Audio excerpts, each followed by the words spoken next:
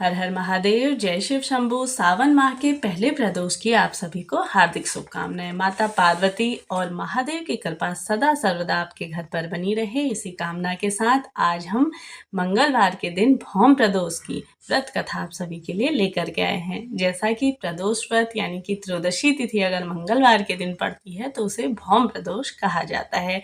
साथ ही साथ मंगलवार का दिन महादेव के 11वें रुद्र अवतार के रूप में जाने जाने वाले इस कलयुग के प्रत्यक्ष देव बालाजी महाराज का भी आज विशेष दिन है। हनुमान जी का भी आज विधिवत रूप से आप सभी को पूजन करना चाहिए। साथ ही साथ प्रदोष व्रत जैसा कि मांगलिक दोष जिनके कुंडली में होते हैं या कोई और परेशानी जैसे कि नौकरी इत्यादि के लिए, शिक्षा के लिए, हारी बीमारी के लिए भी या कई अन्य प्रकार के दोषों के लिए जैसे कि पितृदोष इत्यादि हों तो अवश्य से ही आप सभी को भौम प्रदोष व्रत धारण करना चाहिए। किसी कारणवश अगर आप व्रत धारण नहीं कर सकते तो आप सभी विधि विधान से महादेव का आज के दिन विधिवत रूप से पूजन करें।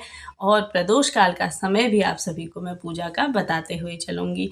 जैसा कि आज शाम को प्रदोष काल का शुभ मुहूर्त रहेगा 6:45 से रात्रि 8 बजे तक। इस समय में यानी कि प्रदोष काल के समय में हमेशा ही प्रदोष व्रत का पूजन किया जाता है। महादेव की कृपा पाने के लिए यह सर्वश्रेष्ठ दिन माना जाता है। साथ ही साथ आप सभी को मैं बताते हुए चलूँ, जिन व्यक्तियों की नौकरी संबंधी कोई परेशानी है, हारी बीमारी और साथ ही धन संबंधी कोई परेशानी है तो आज के दिन साथ ही गन्ने के जूस से आप सभी को, जैसा कि गन्ने से रस से महादेव का अभिषेक करना चाहिए। इससे धन प्राप्ति होगी, घर में यश बढ़ेगा और सुख समृद्धि आएगी।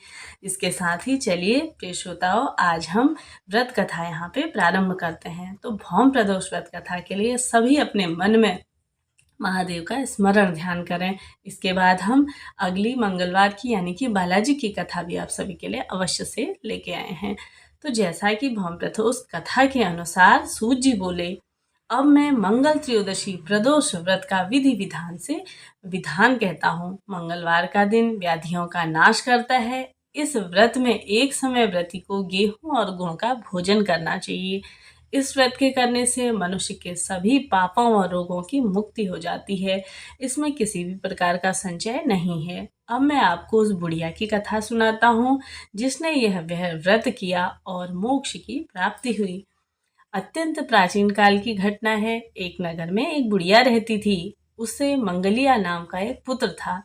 वृद्धा को हनुमान जी पर बड़ी ही श्रद्धा थी। वह प्रत्येक मंगलवार को हनुमान जी का व्रत रखकर यथाविधि उनका भोग लगाती। उसके अलावा मंगलवार को एक न तो वह घर में लिट्टी लीपती, ना लीपती ना खोदती और इसी व्रत से ही उसने काफ़ी दिनों तक हनुमान जी की आराधना की। और हनुमान जी ने सोचा चलो आज जैसा कि इसकी आज परीक्षा ली जाए।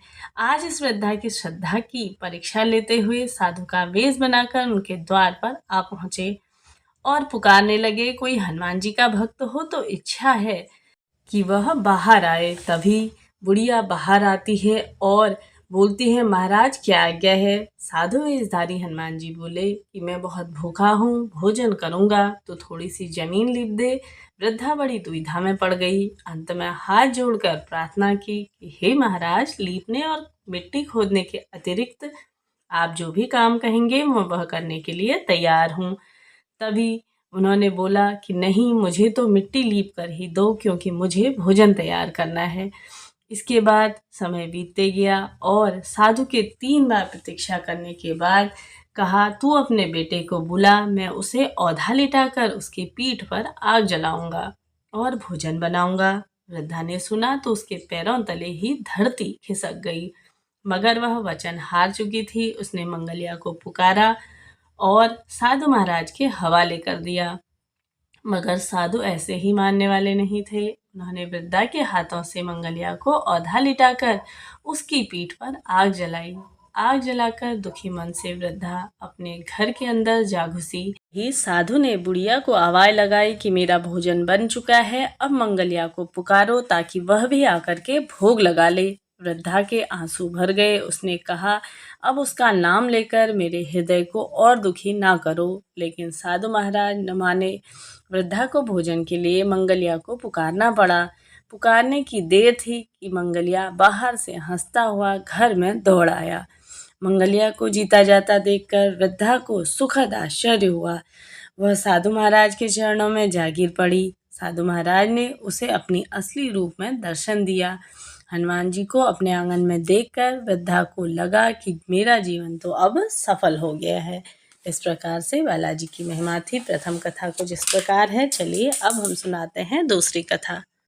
तो जैसा कि प्राचीन काल में एक गरीब पुजारी हुआ करता था, और जब उस पुजारी की मृत्यु हो गई तो उसकी पत्नी जो कि विधवा थी, वह अपने भरण पोषण के लिए पुत्र के साथ भीख मांगती हुई शहर शहर तक जाती थी।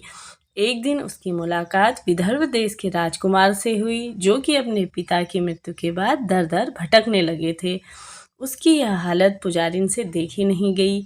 वह उस राजकुमार को अपने साथ अपने घर लिवा आई और अपने बेटे की तरह ही उसका परवरिश करने लगी। एक दिन पुजारी की पत्नी उसके साथ दोनों पुत्रों को लेकर साटिल्य ऋषि के आश्रम पहुंच गई। वहां उसने ऋषि से शिव जी के प्रदोष व्रत की कथा एवं विधि सुनी तथा घर जाकर वह भी प्रदोष व्रत करने लगी। तब एक बार दोनों बालक वन में घूम रहे थे। उनमें से पुजारी का जो बेटा था वह तो घर लौट आया, परंतु राजकुमार वन में ही रह गया। उस राजकुमार ने गंधर्व कन्याओं को क्रीड़ा करते हुए देखा, जो कि उनमें से बात करने लगा। उस कन्या का नाम अंशुमति था। उस दिन वह राजकुमार घर देरी से लौटा और राजकुमार दूसरे दिन फिर से उसी जगह पहुंचा जहां अंशुमति अपने माता पिता के साथ बात कर रही थी। तभी अंशुमति के माता पिता ने उस राजकुमार को पहचान लिया तथा उससे कहा कि आप तो विदर्भ नगर के राजकुमार हो ना, आपका नाम तो धर्मगुप्त है। अंशुमति के माता पिता को वह राजकुमार पसंद आया और उन्होंने कहा कि शिवजी की कृपा से हम अपनी पुत्री का विवाह आपसे करना चाहते हैं, क्या आप इस विवाह के लिए तैयार हैं? राजकुमार ने स्वीकृति दे दी।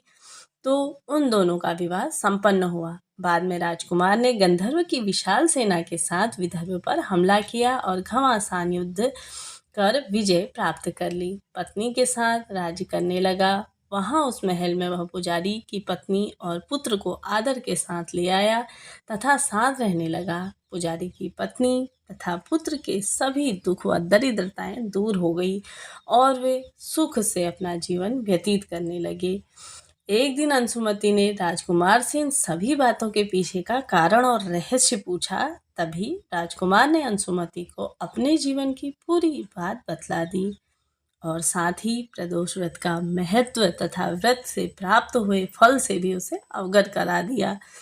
उसी दिन से प्रदोष व्रत की प्रतिष्ठा और महत्व अत्यधिक ही बढ़ जाता है। मान्यताएं हैं कि इस व्रत को करने से कई जगहों पर तो भक्तों की श्रद्धा के अनुसार स्त्री पुरुष दोनों ही यह व्रत धारण करते हैं। इस व्रत को करने से दोनों अगर जोड़े से करें तो उनको धन प्राप्ति, यश प्राप्ति और साथ ही जैसा कि संतान की प्राप्ति के लिए भी दोनों जोड़ा मिल करके यह व्रत धारण करना चाहिए और साथ ही सभी पाप नष्ट होते हैं और मनुष्य को अभिष्ट की प्राप्ति होती है। इस प्रकार से भौम प्रदोष की महिमा है। वीडियो आप सभी के लिए उपयोगी रही हो तो वीडियो को लाइक शेयर करें और कमेंट बॉक्स में हर हर महादेव लिखना ना भूलें। मेरे चैनल पे आप सभी के लिए प्रतिदिन कथाएं डाली जाएंगी, इन्हें सुनिए और अपने जीवन को सुखमय और सार्थक बनाइए। मिलते हैं नेक्स्ट वीडियो में, तब तक के लिए जय माता रानी, हर हर महादेव।